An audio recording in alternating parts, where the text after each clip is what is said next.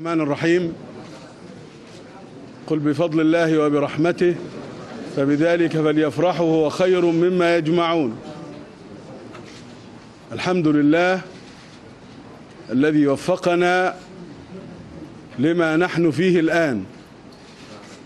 أهنئ أبنائي الذين وقع عليهم هذا اللون من العدوان خلال الأيام الماضية، أهنئهم وأهنئ كل أهلهم وذويهم وشعب مصر كله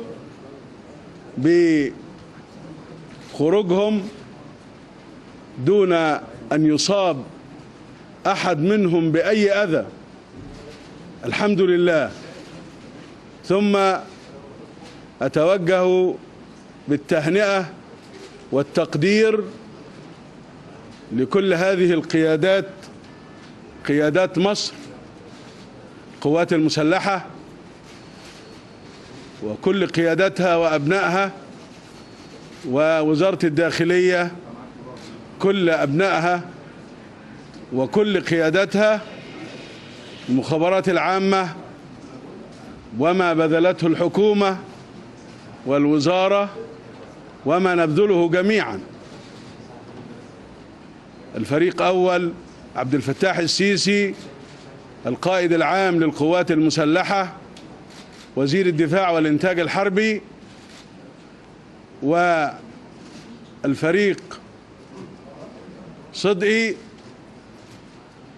صبحي رئيس أركان حرب القوات المسلحة وباقي القيادات في القوات المسلحة وأبنائهم جميعا، واللواء محمد إبراهيم وزير الداخلية وكل قيادات والذين شاركوا في هذه العملية مع إخوانهم من القوات المسلحة.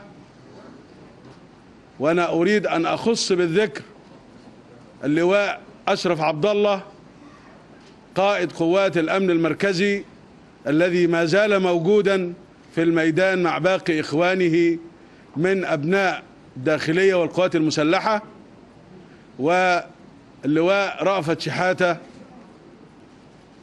وهو مدير المخابرات العامة. وأريد أن أحيي بكل تأكيد اللواء محمود حجازي مدير المخابرات العسكرية وكل من معه من رجال المخابرات العسكرية، وكذلك اللواء أحمد حلمي المباحث العامة الأمن العام، اللواء خالد ثروت الأمن الوطني، كل هؤلاء، اللواء أحمد وصفي قائد الجيش الثاني الميداني الذي كان وما زال يقف على أرض الميدان وهو معنا الآن، وصاحب القيادة الحكيمة مع رجال القوات المسلحة والشرطة في هذه العملية الكبيرة الممتدة. مصر جميعا من ساهموا من هذا الوطن هم كل أبناء مصر الذين التفوا حول قيادتهم، حول قواتهم المسلحة، حول وزارة الداخلية، حول كل أجهزة الأمن. نحن جميعا هذا نموذج ومثال كيف يكون التكامل وكيف يكون التعاون وكيف يكون التخطيط وكيف يكون التنفيذ وكيف يكون الوطن هو الأول والأخير والمواطنين هم الهدف أينما وجدوا. أبنائنا هؤلاء ولا قطرة دماء واحدة ولا يساء لأي منهم. أهلنا في سيناء، أصحاب الأرض المقيمين فيها، أهلنا الذين نحافظ عليهم، على أطفالهم، على نسائهم، على رجالهم، على بيوتهم، على أرضهم، على حقوقهم.